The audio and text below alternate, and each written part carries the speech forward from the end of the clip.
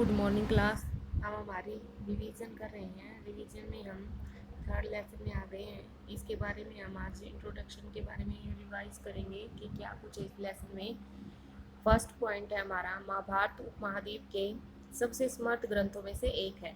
यह महाकाव्य अपने वर्तमान रूप में 1 लाख श्लोकों से भी अधिक का संकलन है। महाकाव्य इसको माना जाता है और सामाजिक श्रेणियों का इसमें लेखा जोखा दिया गया है। महाभारत की मुख्य कथा का संबंध दो परिवारों के बीच का युद्ध है।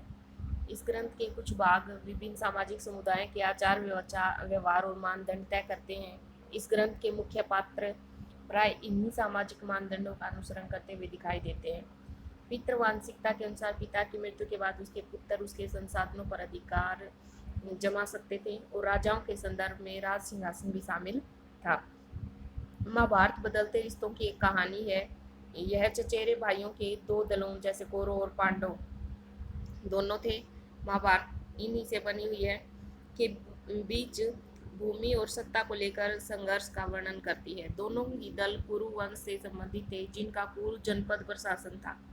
उनके संघर्ष में अंततः एक युद्ध का रूप ले लिया और जिसमें पांडव विजयी हुआ। पितृवंशों को आगे बढ़ाने के लिए पुत्र महत्वपूर्ण होते हैं और इसी व्यवस्था में पुत्रियों को अलग तरह से देखा जाता है।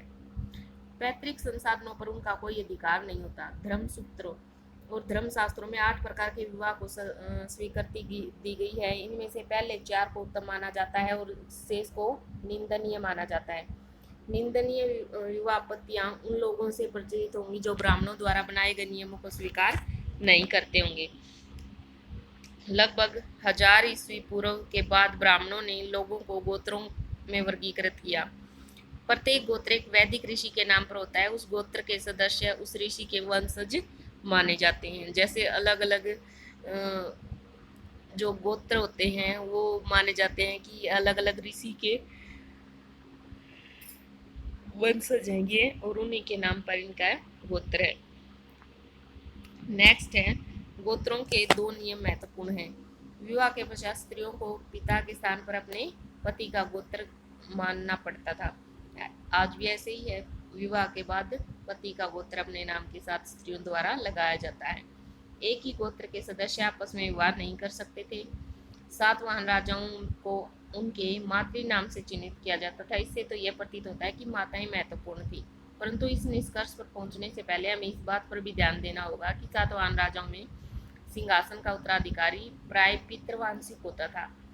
धर्म सूत्रों और धर्म शास्त्रों में एक आदर्श व्यवस्था का उल्लेख किया गया है जो वर्ग आधारित थी और इसके अनुसार समाज में 4 वर्ग अथवा वर्ण थे।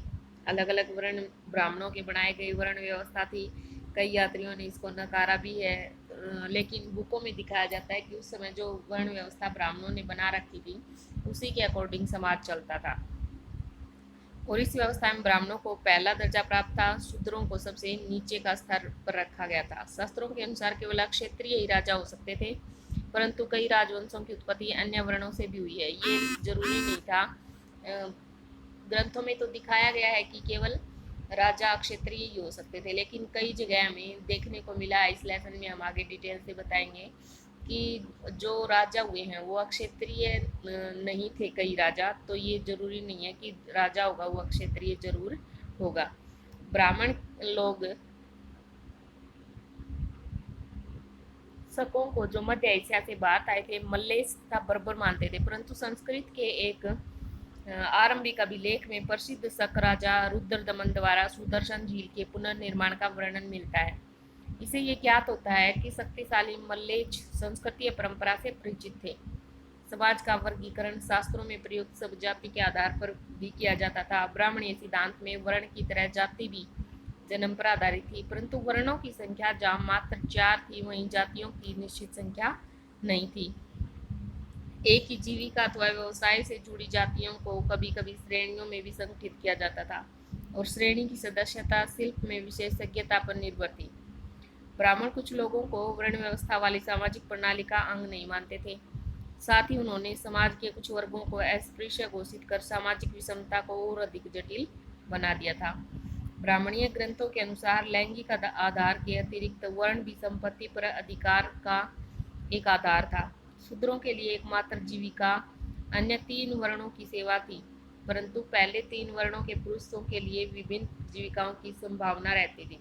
क्या थे कि जो सबसे नीचे वाला शूद्र जो वर्ण माना जाता था, वो ऊपर वाले 3 वर्णों की ही सेवा करते थे, उनका यही काम माना जाता था। इतिहासकार किसी ग्रंथ का विश्लेषण करते समय उनके अनेक पहलुओं पर विचार करते हैं, जैसे कि भाषा कैसी है, रचना काल कौन सा रहा, विषय वस्तु कैसी है, उसी की लेखक का दृष्टिकोण कैसा था, किस प्रकार के श्रोताओं के लिए वो लिखा गया है। तो ये सारी चीज़ें देखते हैं इतिहासकार। महाभारत नामक महाकाव्य कई भाषाओं में मिलता है, परंतु इसकी मूल भाषा संस्कृत है। इस ग्रंथ में प्रयुक्त संस्कृत वेदों अथवा प्रशस्तियों की संस्कृत से कहीं अधिक सरल है। अतः ये कहा जा सकता है कि इस ग्रंथ को व्यापक स्तर पर समझा जाता होगा।